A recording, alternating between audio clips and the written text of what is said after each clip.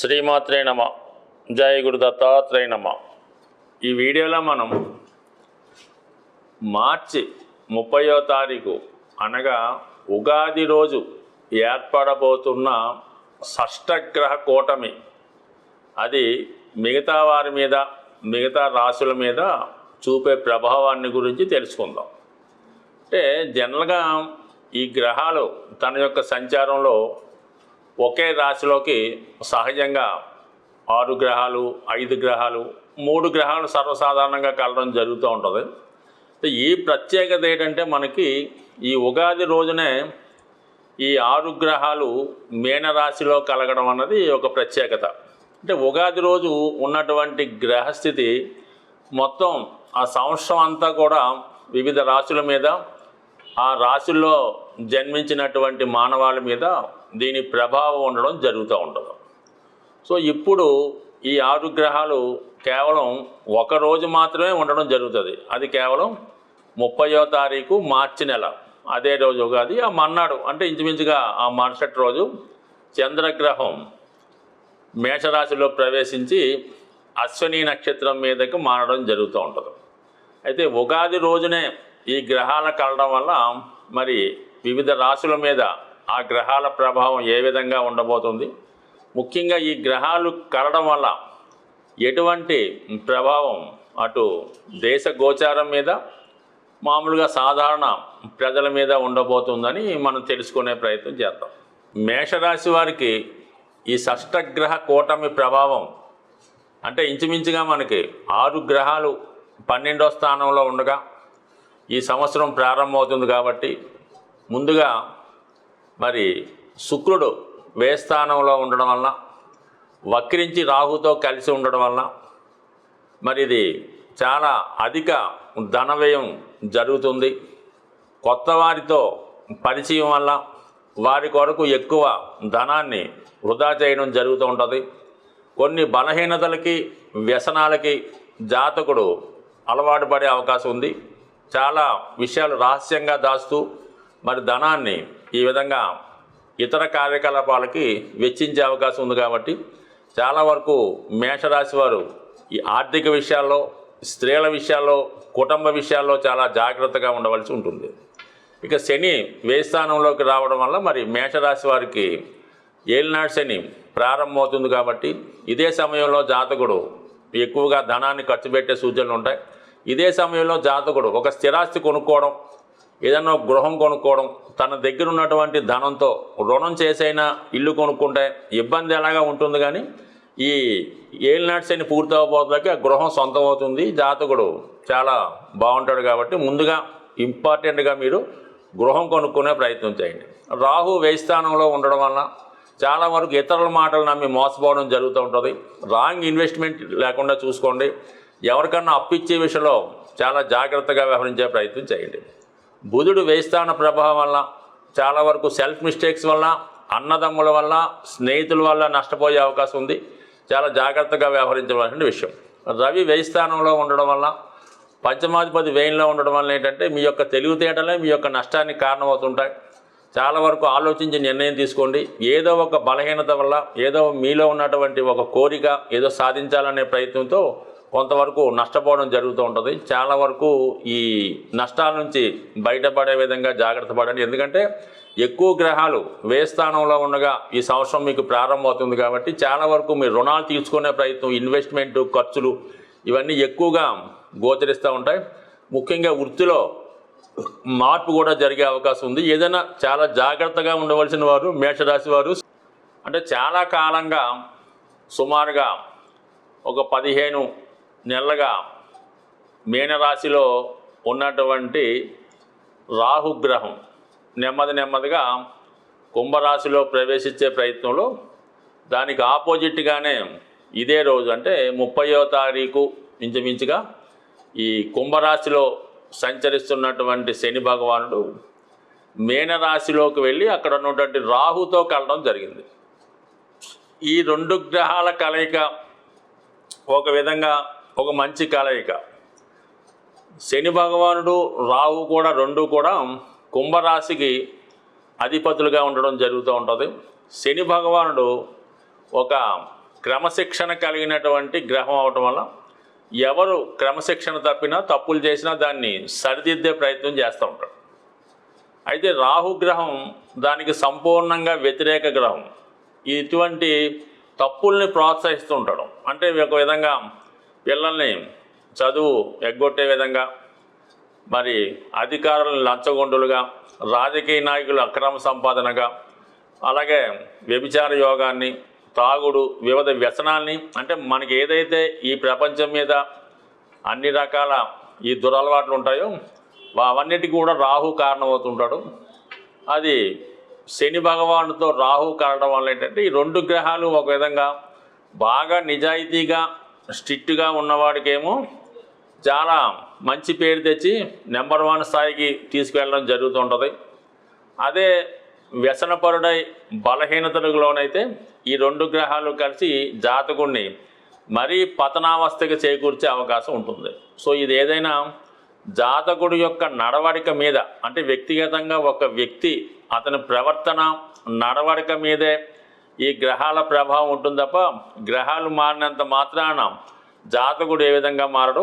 జాతకుడికి అనుకూలంగానే ఈ గ్రహాలు పనిచేస్తుంటాయి. అందువల్ల ఏంటంటే జాతకుడు నిజాయితీగా స్ట్రైట్ ఫార్వర్డ్గా ఎటువంటి ప్రలోభాలకి ఎటువంటి వ్యసనాలకి లొంగకుండా జాగ్రత్తగా ఉంటే ఈ శని రాహుల కలయిక చాలా వరకు జాతకుడికి ఉపయోగపడటమే జరుగుతూ ఉంటుంది, మంచి తీసుకెళ్తూ ఉంటుంది. మరి అదే భావంలో శుక్రగ్రహం కూడా ఉండడం జరిగింది. ఈ శుక్రుడు కూడా మనకి మిత్రగ్రహమే. అటు రాహుగ్రహానికి మిత్రుడు, శని గ్రహానికి మిత్రుడు. రాహు స్త్రీలకు ఎక్కువగా ప్రోత్సహిస్తూ ఉంటాడు. మరి ఈ వక్ర గమనంలో ఉన్నటువంటి శుక్రుడు రాహుతో కలిసి ఉండడం వలన అటు సినిమా రంగంలో ఉన్నవారికి, బ్యాంకింగ్ రంగంలో, ఫైనాన్స్ రంగంలో ఉన్న వాళ్ళకి, కళారంగంలో ఉన్న వాళ్ళకి చాలా అభివృద్ధికరంగా ఉంటుంది. వాళ్ళ టాలెంట్కి మంచి గుర్తింపు రావడం జరుగుతూ ఉంటుంది.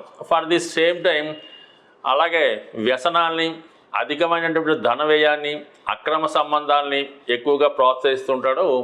మరి శుక్రుడు రాహు కలియడం వల్ల ఏంటంటే జాతకుడు అనైతికంగా ఎటువంటి కట్టుబాట్లు నియమాలు లేకుండా చాలా వరకు విచ్చలవిడిగా ప్రవర్తించే అవకాశం ఈ రాహు శుక్రుల కలయిక వల్ల ఏర్పడుతూ ఉంటుంది. ఇది కూడా ఆ వ్యక్తి యొక్క నడవడిక ప్రవర్తన మీద ఉంటుంది. బట్ ఏదైనా ఇప్పుడు మనకి శుక్రుడు, రాహువు, శని కూడా మిత్రగ్రహాలు అవటం వల్ల ఇవి జాతకుడికి అనుభవించిన వాడికి అనుభవించినంత, దోచుకున్నవాడికి దోచుకున్నంత విధంగా ఇవి సహాయపడుతూ ఉంటాయి. ఇక దానికి అదనంగా బుధగ్రహం చాలా విజ్ఞానకారకుడు, అలాగే చాలా లిటిగేషన్ ప్లానెట్. ఈ బుధుడు ఏ గ్రహాలతో కలిస్తే ఆ గ్రహాల ఫలితం ఇవ్వడం జరుగుతూ ఉంటుంది. శుభులతో కలిస్తే శుభుడు, పాపులతో కలిస్తే పాపుడు. ఆ బుధుడు కూడా అక్కడ చేరడం వల్ల ఏమైందంటే ఇటువంటి అనైతిక కార్యక్రమాలు చేసేవారికి, నీతి తప్పి ప్రవర్తించే వారికి ఈ బుధుడు మరింత సహకారాన్ని అందిస్తుంటాడు. అంటే ఒక క్రిమినల్కో, ఒక అన్యాయంగా వెళ్ళే వ్యక్తికి ఒక మంచి మేధావైనటువంటి న్యాయవాది తోడైతే అతను ఎలాగా తను చేసే పని నుంచి ఎస్కేప్ అవుతుంటాడో ఈ బుధుడు కూడా అక్కడ చేరడం వల్ల ఈ బుధ, శుక్ర, రాహు, శని కలయిక మరింత మంచి పనులు చేసే వాళ్ళకి మంచిగా సహాయపడుతుంటుంది. చెడ్డ పనులు చేసే వాళ్ళకి ఎక్కువగా సహకరిస్తుంటాయి. ఎందుకంటే అక్కడ రాహు ప్రభావితుడై ఉన్నాడు కాబట్టి. ఇక్కడ ఇంచుమించుగా రాహు అదే రాశిలో ఎక్కువ కాలం ప్రవేశించడం వల్ల, ఆత్మకారకుడుగా ఉండడం వల్ల జాతకుడు మనసంతా కూడా ఇటువంటి వాటి మీదే ఆధారపడుతూ ఉంటుంది. ఈ ప్రపంచంలో ఉన్నటువంటి సౌకర్యాలు మనం ఎలా అనుభవించాలి, పక్కవాడిని అన్యాయం చేసి మనం ఎలాగ అతను ఆశ సంపాదించాలని ఆలోచన ఉంటుంది. మరి బుధుడు కూడా అక్కడ చేరటం వల్ల ఈ 4 గ్రహాలు కూడా మిత్రగ్రహాలు అవటం వల్ల చాలా వరకు జాతకుడి యొక్క ప్రవర్తన బట్టి, అతని ఆలోచన బట్టి, గ్రహంలో ఉన్న గ్రహాలు బట్టి ఉండే అవకాశం ఉంది. ఇక సూర్య భగవానుడు ముఖ్యంగా ఇది రాజగ్రహం. మరి అటువంటి రాజగ్రహం అక్కడ చేరడం వల్ల మొత్తం ఈ 4 గ్రహాలని కంట్రోల్ చేసే ప్రయత్నం చేస్తూ ఉంటాడు సూర్య భగవానుడు.